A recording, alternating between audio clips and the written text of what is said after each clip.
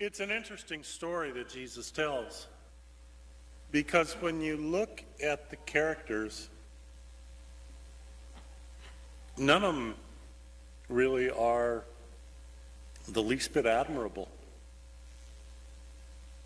They're all kind of sleazy. None of them we would think are going to act like that among us respectable church people. And we would never be dishonest like that.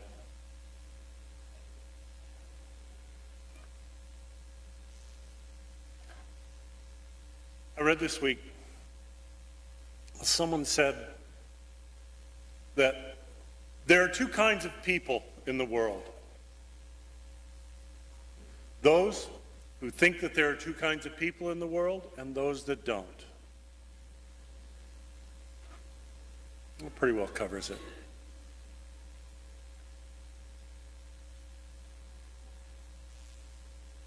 But we have a tendency sometimes to do that. Think there are two kinds of people in the world. Our Western, our American tradition. Good guys wear the white hats, bad guys wear the black hats. And when any of us are defining who should wear the white hats and who should wear the black hats, of course, we're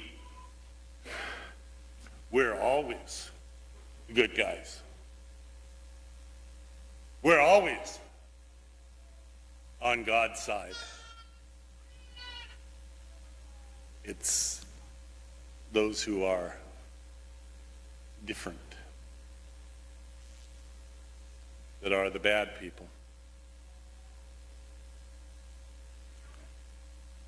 When you look at the Gospels, you realize that Jesus was not on the side of the quote-unquote good people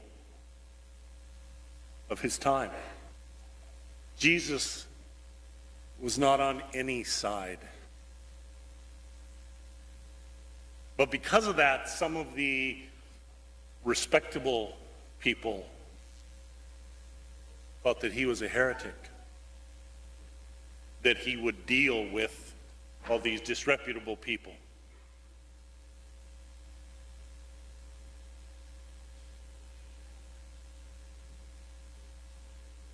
At the time of Jesus, and even now, we have a sense that God loves the virtuous and hates sinners.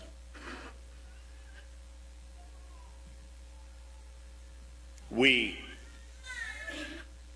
are close to God. They are not. Sinners were God's enemies. And so, if Jesus taught us that we are to love our enemies, are we supposed to love God's enemies?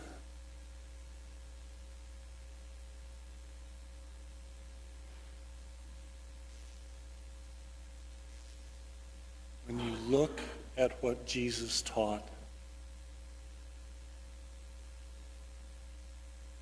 he never said anything about God having enemies. He didn't gloss over sin. He didn't pretend it didn't exist. He didn't say, well, everything is just fine, there's no problem. No. The woman caught in adultery, she was forgiven, but he did say, from now on, avoid this sin.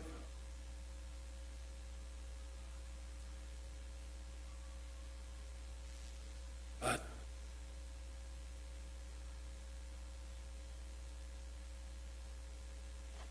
it's not like we can live in a world of absolutes of black and white, us and them. Nowhere in the Gospels, this is important, nowhere in the Gospels will we find anything that Jesus says or does that allows us to think that there's absolutely nothing that we can learn from sinners,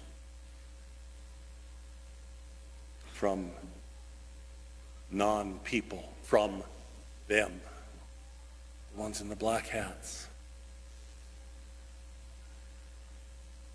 We're all in it together. We are a church of sinners. And so when Jesus tells a parable about dishonest practices, it can make all of us feel a little bit uncomfortable, but maybe in a way it should make all of us feel a little bit included.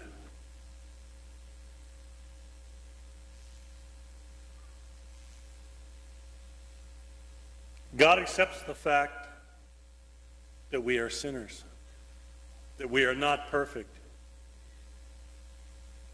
God knows that.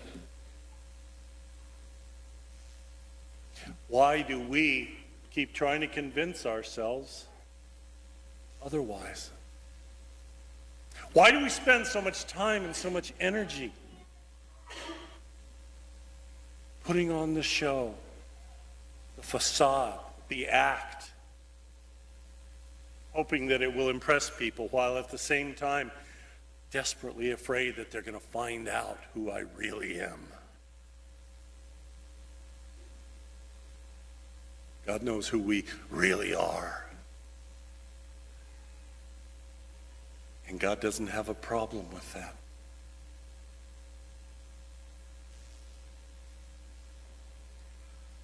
A master had hundreds of disciples.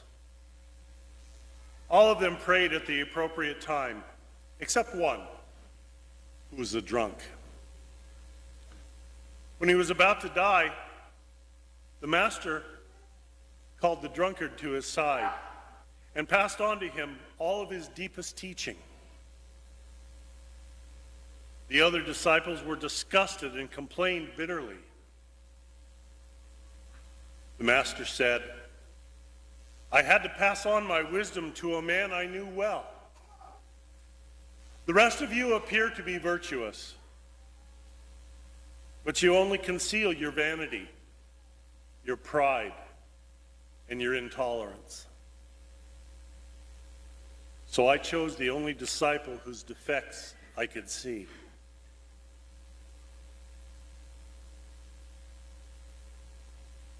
Got our name tags on. It says who we are. The fact that we are gathered here together says who we are.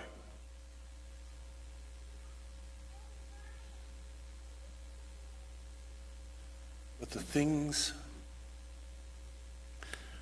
that cause us to be fearful, the things that cause us to judge and put down others, those say who we are as well.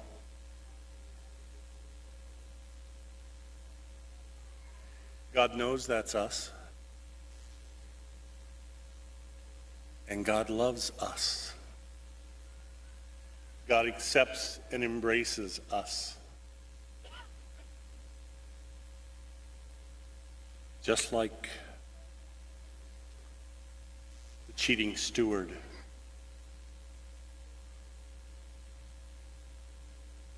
just like the debtors who changed their ledgers.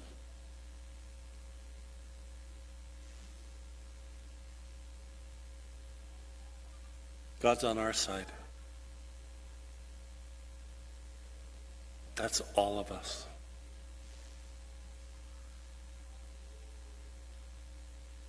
The question is,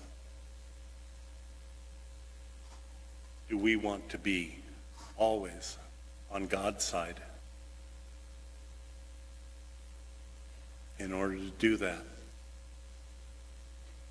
you've got to be willing to accept that we'll be there with one another.